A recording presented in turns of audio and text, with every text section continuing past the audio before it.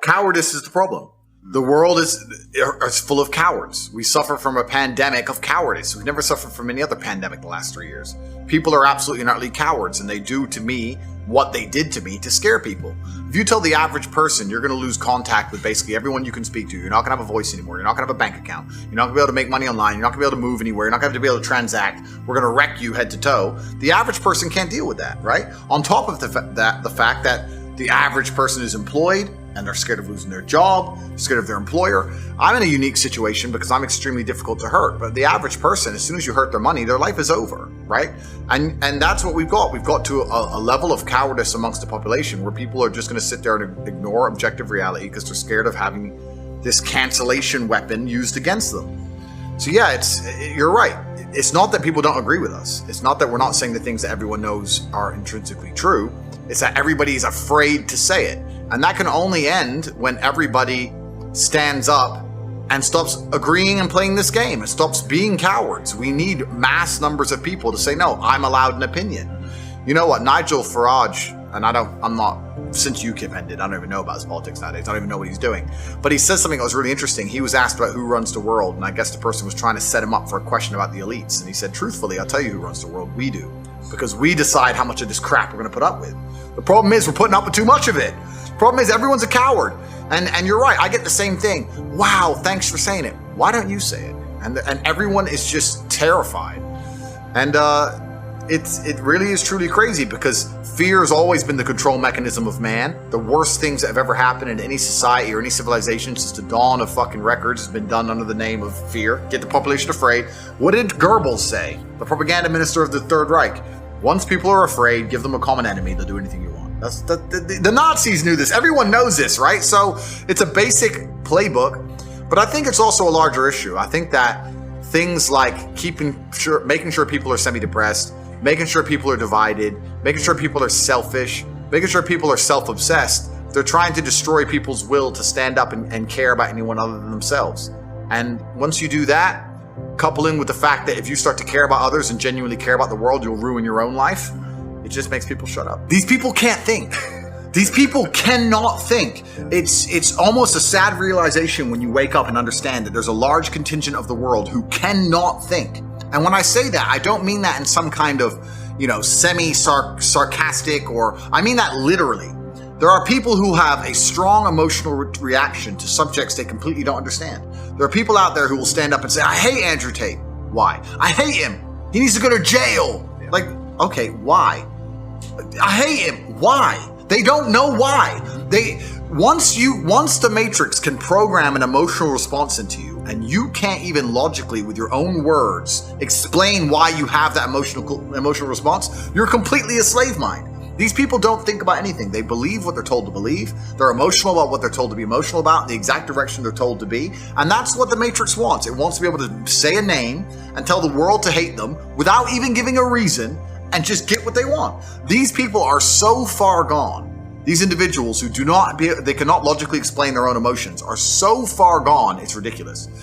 As an adult, what you need to do is seriously analyze every strongly held belief you currently have and work out where it came from. Is it personal experience? Is it from somebody who I care about and who I trust?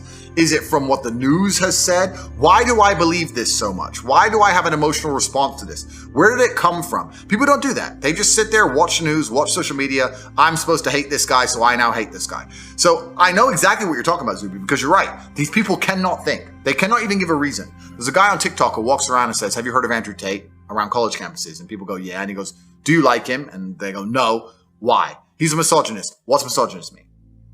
And then they can't answer. They don't know they don't even know what it means. Like it's almost sad. But then you live through the last 3 years and you realize that yeah, people can't think. There's a large contingent of the world that truly cannot think. It's scary. Yeah, it is kind of scary. I mean, it's so interesting because as someone who knows you, and privately and publicly, I've defended you a lot this year because people have been saying super wild stuff, and people don't. I posted actually when were we in Romania? 2020. I posted. It was while they were in the process of taking away your accounts. I posted a photo. That's what's crazy. But the reason they'll gloss over all of that is because, like I said, you have to ignore your own eyes. That's what they want. When you're fully slave-minded, I will genuinely state this as a fact. I will state this as a fact, even though I don't know it's a fact, but I would love for someone to do the study. Go out there in the world and ask 100 people if you like Andrew Tate or not. And the ones who say yes and the ones who say no, do an IQ test. And I guarantee you, the biggest idiots out there, when I see people who dislike me and I see them trying to explain why, it doesn't even make sense. It doesn't even make sense. It's English, but it doesn't make logical sense. And yeah, they'll come at me with the garbage about being a misogynist, etc. Not very often do people argue my points, because arguing my points is absolute destruction because they know they're wrong. So what they try and do is discredit my character. They say he's a bad person, he's a misogynist, he's done this, he's done that, he's evil. But what does he say that you disagree? What does he say that's wrong? Oh, but he's a bad person. They can't argue against my points. And the only reason they try and say I'm a bad person is because they're weaponizing virtue to try and find a way to attack me. They can't attack me logically because they know I'm right. They can't attack my successes as a man or as a person. They can't say I'm not successful. They can't find anything bad to say about me besides bald, which they probably come at you with. But they say, where's your hair? It's like, okay, cool. I shaved it off. Which is ridiculous in and of itself. But then they say, okay, well then he's a bad person. And the thing about it is, once they understand that the only way they can attack you is by saying you're a bad person, it doesn't matter that you prove them wrong. They're not interested in the truth. They're not interested in truth. You can sit and say, here's proof he's not a misogynist. Here's proof he has no criminal record, never done anything wrong. Here's proof he's a nice person. Here's proof he gives to charity. Here's the orphanage he built. Here's the dogs he rescued. Here's the millions he's given away. Here. They don't want to see it. They're just blind to it. They're like, no, I ignore my own eyes. That can't possibly be true because the media told me this guy must be bad. And they're slave-minded. And what's actually scary is that these people genuinely believe that they're the good people of Earth. And it's always completely the opposite. Those who can be programmed by the media machine and the matrix to just be slave-minded and not think for themselves are the exact ones who always commit the most atrocities. These are always the people who end up doing the most heinous shit. And when you ask them why, they're like, oh, well, at the time, I just put on the gas chamber, newspaper told me to, oops. That's who these people are. So whenever I see a slave-minded person, it's not just a matter of going, oh, well, you're a dummy. I look at them with genuine disdain. I look at you and think you're actually a bad person. You're genuinely evil. You cannot think for yourself. I don't even see you as a person I ever want to get to know or I'd love to deprogram you, but it's impossible. These people are genuinely the worst people on the planet. And it's kind of convenient that all the people who dislike me are the worst people on the planet. So it's fine. I don't have to talk to them anyway. But if you read any history book, read any of it, all the most heinous shit committed by humanity were people who just couldn't think for them fucking selves.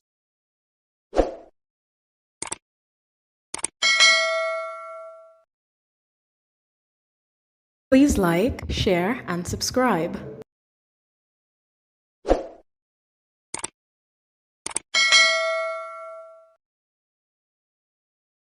Please like, share, and subscribe.